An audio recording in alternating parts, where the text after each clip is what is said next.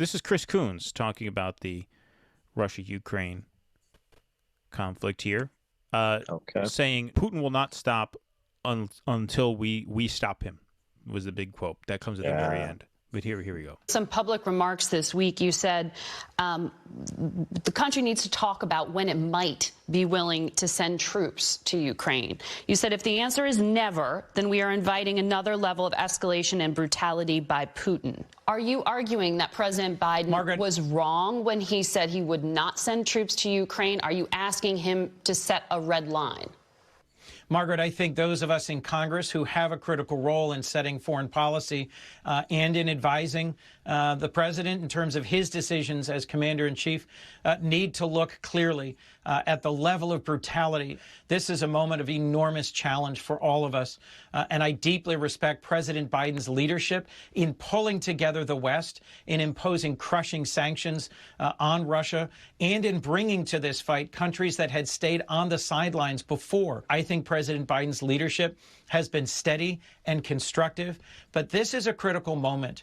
If Vladimir Putin, who has shown us how brutal he can be, is allowed to just continue to massacre civilians, to commit war crimes throughout Ukraine without NATO, without the West coming more forcefully to his aid, I deeply worry that what's going to happen next is that we will see Ukraine turn into Syria. The American people cannot turn away from this tragedy in Ukraine. I think the history of the 21st century turns on how fiercely we defend freedom in Ukraine, and that Putin will only stop when we stop. When we stop him is the end of the quote. That's from Mediaite. For some reason, the video cuts out a half a second before he finishes there. But yeah, I mean, that's basically saying, look, eventually we're going to have to go. And that's what we've been saying. Like, look, eventually, like, unless this ends through diplomacy before it escalates, it's going to escalate. And I just want to remind all of the liberals who are so furious at Noam Chomsky for advocating a diplomatic solution, saying, how dare you say that Ukraine ought to make certain concessions in order to end this bloodshed. I just want to remind you for the, umpteenth time now, Ukraine is waiving their visa requirements for anyone who wants to go and fight. So if you think that the Ukrainians should keep this fight going and see city after city being leveled, then you can go. If this is that important to you, they would love to have you on a plane to Ukraine and take up arms against the Russians.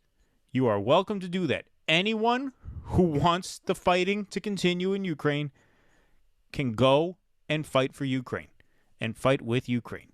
And actually, they have a policy. They put you in the front lines if you show up with a pussy hat. Right. Yeah, exactly. Exactly. That's how they're going to fight the Russians. 5 men to a pussy hat.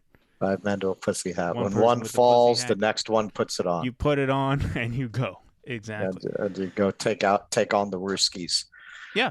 This is just, look, I saw a video put out, I forget who put it out, one of the networks, just with roaming video footage of the city of Mariupol. 430,000 people. Just the city is just leveled.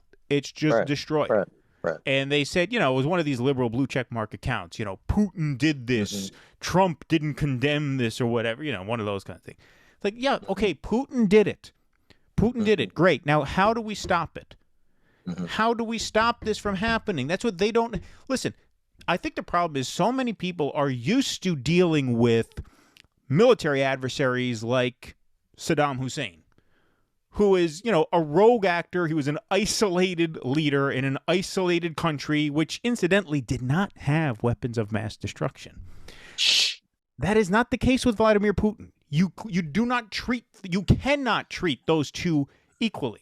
We have this hard line. We do not negotiate with terrorists. Well, guess what? You have to negotiate with a nuclear power. If you are not a completely crazed lunatic, and that's what I was about to say earlier, these people have a death wish. They have a fucking death wish because you're advocating for a potential nuclear exchange here. And a guy like Noam Chomsky, particularly Sean Penn. Yeah, right, exactly. This is what you're advocating for here. What are you insane? Are you suicidal? I mean, it just makes If absolutely I had been no conducting that interview where Sean Penn advocated for confronting nuclear armed powers, I would not have been able to resist the temptation to say, okay, can you just say that in your Jeff Spicoli character? Because it would make a lot more sense that way. Yeah, right, exactly. That then I could see the satire of what you're doing here. Yeah, it's interesting watching how the press builds these narratives, and it's the same way they built the narrative of the walls are closing in on Trump. It's very much the same narrative. So Putin didn't realize what he was getting into. Oh, Putin's biggest mistake. That'll be the headline. Oh, the shit lips just eat that up. Oh, what was his biggest mistake? Tell me. Right. Tell me. The headline. Oh, the Russian economy is devastated. Oh, experts say Russia can't hold out much more.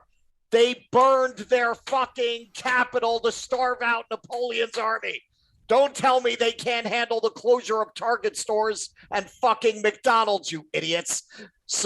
But it's interesting watching how it's the same exact manufacturing of a narrative around this that makes a lot of these people feel that we've got the upper hand. Oh, we got it just like what they did with Trump, all the Hillary supporters, just like they told all the Hillary supporters, oh, he can never win. Oh, we got him right where we want him.